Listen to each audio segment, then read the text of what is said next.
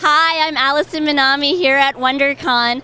I am with ToddCarney and Doug Cohen. They are running the booth, The Warhawks by Jason Coffey. Tell us a little bit about Jason and his comic. So Jason Coffey was a friend of ours who passed away a couple years ago. He was only 33 and he was an up-and-coming sci-fi writer. He was working in television and film. He was an assistant on Roswell, Babylon 5. He was reading scripts for James Cameron, so he was like really making his way. And then he unfortunately got sick and he passed away. And kind of his last wish was that his creative voice would be heard. So we're all friends of his from college, and we've gotten together to adapt that screenplay into a comic book series. And Todd is one of Jason's friends who helped to do the adaptation. Tell me a little bit about that process, adapting the comic.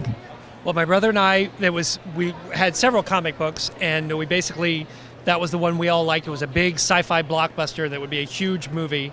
So we said, well, let's break this up into 6 comic books.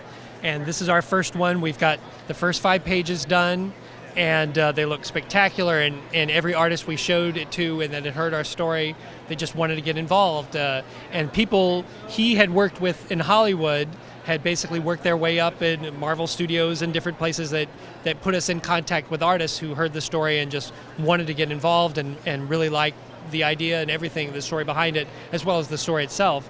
And so they all, we had Billy Tan do our cover, and his brother designed the characters, and then and just people, the connections, just people lined up, wanted to be a part of it, and it was fantastic and how it all came together. And I know he would be very happy with what we've got so far.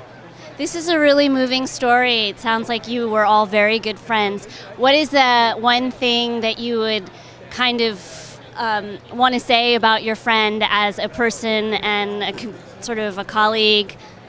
He was the sweetest human being you would ever meet. He was so dedicated to science fiction and comics, you wouldn't believe it. I was in a writing program with him in college, and he was always having to defend science fiction as an art form, because in college everyone is writing sensitive dramas, maybe you're writing comedies, and he was writing big blockbuster sci-fi, and he would not give up. It didn't matter what kind of criticism he got, he was going to write science fiction, and that's what he did. And when he liked something, he loved it, and it was always big, and he was always had an opinion about it. And that's what, every time I go to the next big blockbuster movie or look at the new comics, it's like I can hear him. It's like, okay, this is his opinion on this, and this is what's good and what's bad, but he's always excited. He was always really he had the joy of the whole experience. And so that's what we're celebrating here. Yeah.